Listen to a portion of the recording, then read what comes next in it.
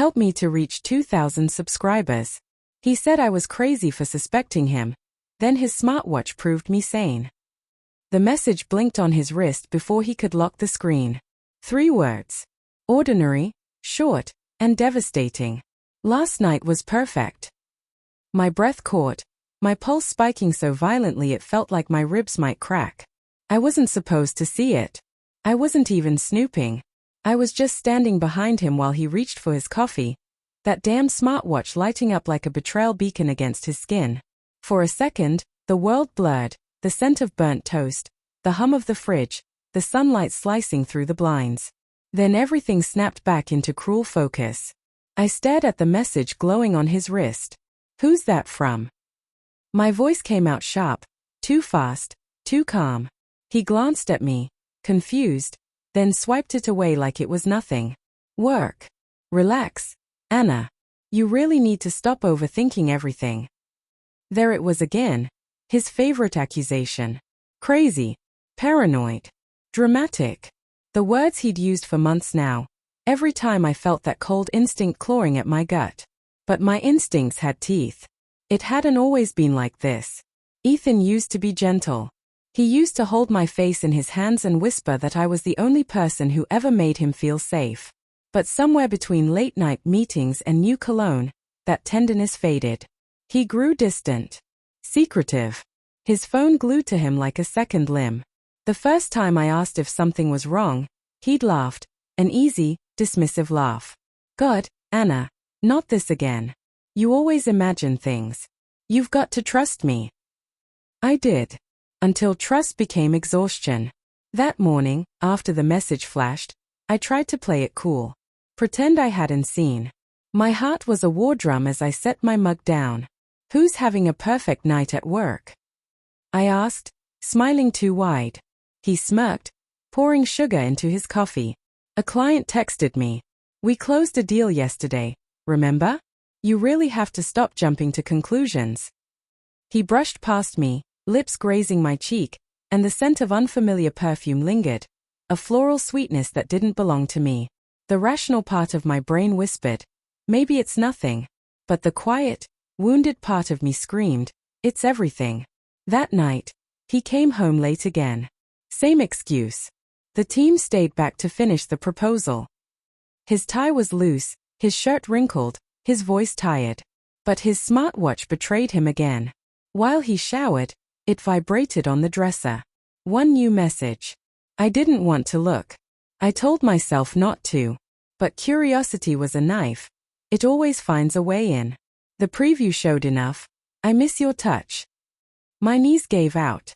I sat on the edge of the bed, staring at that small screen like it was a mirror showing me the truth I'd been too afraid to face.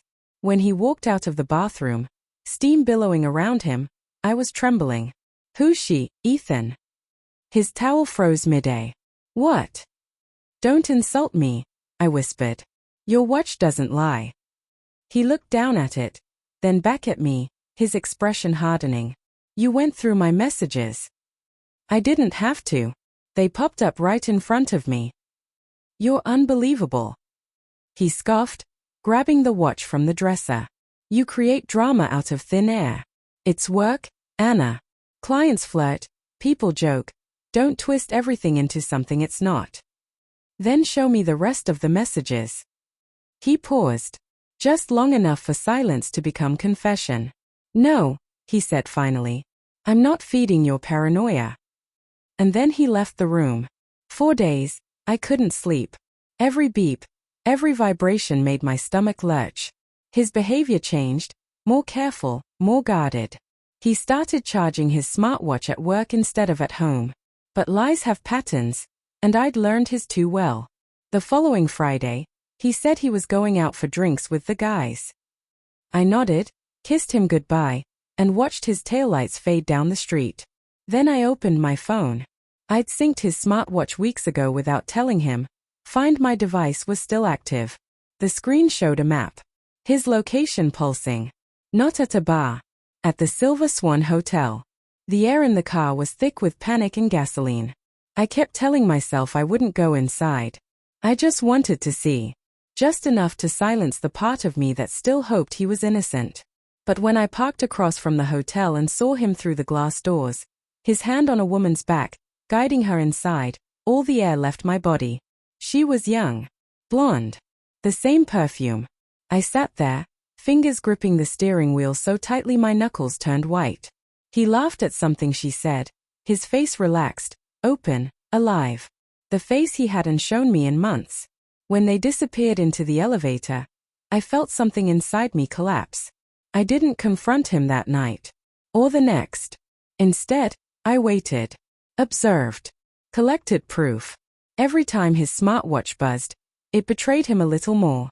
Snippets of their affair, pictures, inside jokes, plans for next weekend. Each message was another crack in the glass of the life I thought we had. He still called me crazy when I withdrew, when I stopped cooking, when I started sleeping on my side of the bed like it was a border. "You're distant," he said one night. "You're ruining us." "You already did," I wanted to say. But I stayed quiet. Because silence, I realized, was more powerful than accusation. The breaking point came 3 weeks later. He left his smartwatch charging on the counter before heading to the gym. I opened the health app, something I'd never checked before. It tracked everything: heart rate, movement, sleep, and GPS history.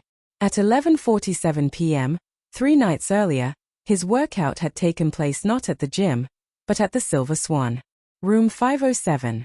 I screenshot everything: messages, location logs, timestamps. I printed them all, tucked them neatly into a manila envelope, and waited. That evening, when he came home, sweaty and smiling, I handed him the envelope. "What's this?" he asked, wiping his forehead. "Proof," I said softly. "So you can stop calling me crazy." He opened it, and his face drained of color. "Anna." I cut him off. "You don't get to say my name. You've said enough lies with it already." For a moment, he looked broken, truly broken. Not like the confident man who dismissed my pain, but like someone who finally realized what he'd destroyed. "I never meant to hurt you," he whispered. "Then why did you keep doing it?" I asked. "Why did you make me doubt myself?